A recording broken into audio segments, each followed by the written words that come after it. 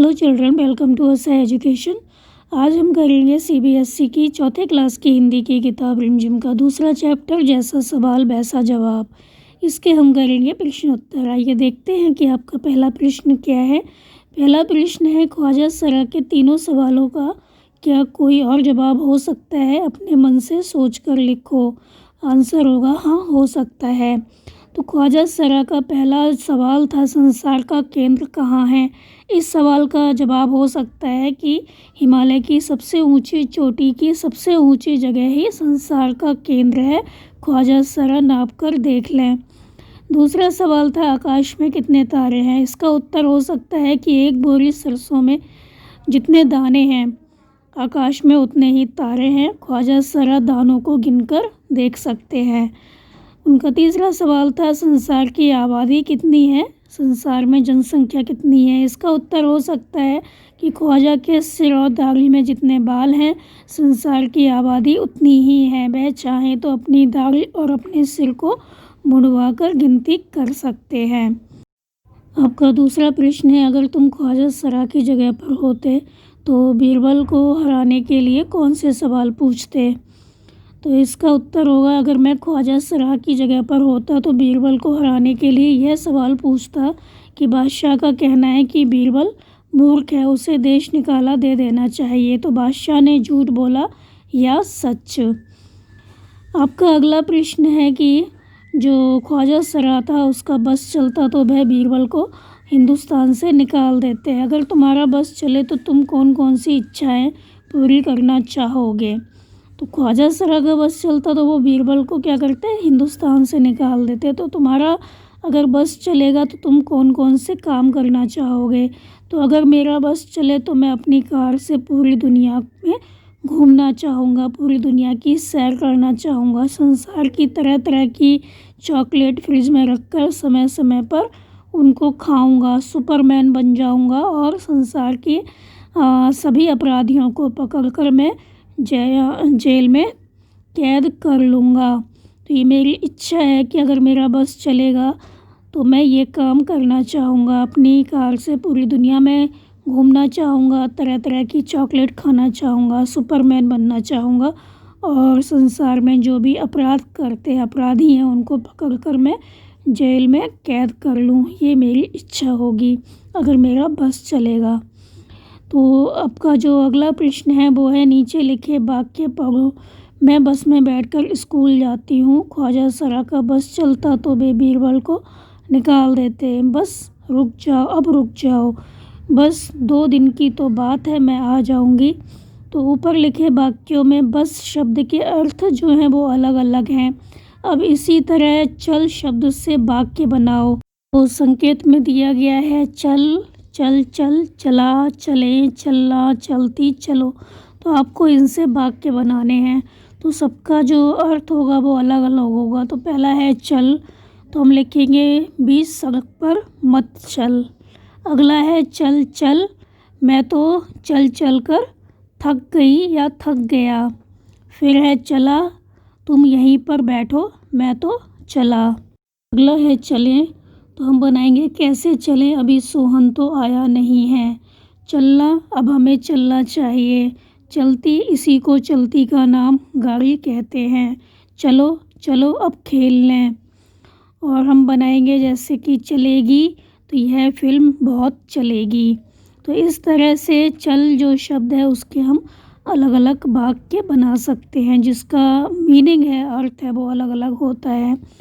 आपका अगला प्रश्न है, एक दिन अकबर ने बीरबल से पूछा, बीरबल दुनिया में सबसे अधिक शक्तिशाली कौन है? बीरबल ने क्या कहा होगा, आगे कहानी जो है वो आपको लिखनी है। तो एक दिन अकबर ने बीरबल से पूछा, दुनिया में सबसे शक्तिशाली कौन है? बीरबल ने कहा, जहाँ पनाह गोद में बैठने वाला बच्चा। अकबर ने कहा, यह हो ही नहीं सकता। इस पर बीरबल ने कुछ दिनों बाद एक छोटे से बच्चे को अनुमति मांगकर उनकी गोद में बिठा दिया। कुछ दिनों के बाद क्या हुआ, जो बीरबल थे उन्होंने एक छोटे से बच्चे को उनकी गोद में बिठा दिया। बच्चा खेलता रहा, वह कभी मारता, कभी जिद करता और कभी अकबर की जो मूंछ थी उसको पकड़ लेता। इस पर बीरबल ने कहा, देखा महाराज, जो बच्चा गोद में है उसने आपकी मूंछ पकड़ ली, जबकि ऐसा करने की किसी की हिम्मत नहीं है। तो अकबर जो थे बीरबल की बुद्धिमानी पर बहुत खुश हो गए। आपका अगला प्रश्न है कि बीरबल की चतुराई के किस्से बहुत मशहूर हैं। तुम भी बीरबल का एक ऐसा किस्सा ढूंढो जिसमें वह अपने जवाबों से सबका मुंह बंद कर देता है। तो एक बार क्या हुआ, अकबर ने ऐलान किया कि जो व्यक्ति सारी रात नंगे बदन नंगे शरीर इस नदी के पानी में खड़ा रहेगा उसे मेरी तरफ से भारी इनाम मिलेगा, काफ़ी इनाम दिया जाएगा। तो यह ऐलान सुनकर एक बहुत ही गरीब ब्राह्मण था, वो ऐसा करने को तैयार हो गया, क्योंकि उसको लगा कि मैं क्या करूँगा, काफ़ी पैसा कमा लूँगा इस तरह से। तो वह पूरी रात नंगे बदन नदी के ठंडे जल में खड़ा रहा। अगली सुबह उसने दरबार में अकबर से अपना इनाम मांगा। तो अकबर ने उससे पूछा, तुम इतनी ठंड में कैसे खड़े रहे? तो वह ब्राह्मण बोला, राजन, आपके महल में एक दिया जल रहा था, उसकी लौ को देखते हुए मैंने पूरी रात बिता दी। तो इस पर जो अकबर हैं वो कहते हैं कि हे ब्राह्मण, फिर तो तुम आप इनाम के हकदार नहीं हो, क्योंकि उस दिए की ऊष्मा से, उस दिए की गर्मी से आपको गर्मी मिली, इसलिए अकबर ने इनाम देने से मना कर दिया। तो बीरबल को ये अच्छा नहीं लगा। उनको लगा कि जो ब्राह्मण था पूरी रात खड़ा रहा इतनी ठंड में, और जो अकबर है उन्होंने इनाम नहीं दिया। तो अगले दिन क्या होता है, जो बीरबल होते हैं वो अकबर और अन्य दरबारियों को खिचड़ी खाने का निमंत्रण देते हैं, बुलाते हैं। सब सही समय पर पहुंच जाते हैं, परंतु बीरबल जो थे उनका कुछ अता पता नहीं था। भूख और प्यास के मारे सबका बहुत बुरा हाल था। तो अकबर ने सिपाही से कहा, जाओ देखो बीरबल को इतनी देर क्यों हो रही है, वो अभी तक खाना लेकर क्यों नहीं आए। तो थोड़ी देर के बाद सिपाही आया और बोला, जहाँ पना जो खिचड़ी है वो पक रही है, बहुत देर हो गई परंतु खिचड़ी परोसी नहीं गई। तो अकबर ने इस बार फिर पूछा, क्या बात है, देर क्यों हो रही है? तो जो बीरबल हैं वो कहते हैं, जहाँ पना खिचड़ी पक रही है। इस पर जो अकबर हैं वो देखने की इच्छा जाहिर करते हैं कि आखिर जो खिचड़ी है वो कहाँ पका रहे हैं बीरबल। तो जब अकबर ने वहाँ जाकर देखा तो दूर ऊंचाई पर हांडी लटक रही थी और उसके नीचे थोड़ी आग जल रही थी। तो अकबर को बहुत गुस्सा आया। उसने बीरबल को ऐसा करने का जो कारण था वो पूछा। उसने बीरबल से ऐसा करने का कारण पूछा। उन्होंने पूछा, तुम ऐसा क्यों कर रहे हो? तुमने हांडी तो इतनी ऊपर लटका ली है और इतनी नीचे रात से तुमने नीचे आग लगा रखी है, तो इस आग की गर्मी उस हांडी तक कैसे पहुंचेगी, कैसे वो खिचड़ी पकेगी? तो बीरबल ने कहा, जहाँ पना जब दूर से आती दिए की रोशनी की ऊष्मा जो है, गर्माहट है, वो ब्राह्मण को गर्मी दे सकती है, उससे ब्राह्मण पूरी रात जाग कर गर्मी ले सकता है, तो ये खिचड़ी क्यों नहीं पक सकती? तो जो अकबर थे वो बीरबल की बुद्धिमानी पर खुश हुए और उस ब्राह्मण को बुलाकर उन्होंने बहुत सारा इनाम दिया।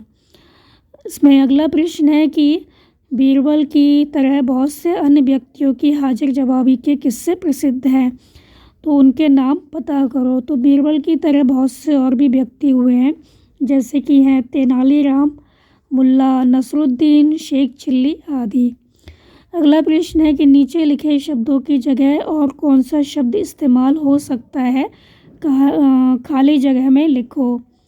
तो बुद्धिमान की जगह हम अक्लमंद लिख सकते हैं, अभिमान की जगह हम घमंड लिख सकते हैं, संसार की जगह हम दुनिया लिख सकते हैं, मूर्ख की जगह हम बेवकूफ़ लिख सकते हैं, विश्वास की जगह हम यकीन लिख सकते हैं, और कोशिश की जगह हम प्रयत्न लिख सकते हैं। दोनों के जो मीनिंग होते हैं, अर्थ होते हैं, वो एक ही होते हैं।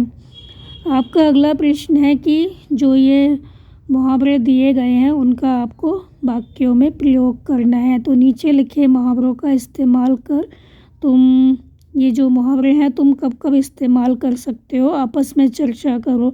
अब इनका वाक्यों में इस्तेमाल करो। तो यहाँ पे है नाक भौं सिकोड़ना और कलई खुलना। नाक भौं सिकोड़ना मतलब कि कोई चीज़ पसंद ना होना, किसी चीज़ को देखकर मुंह बना लेना।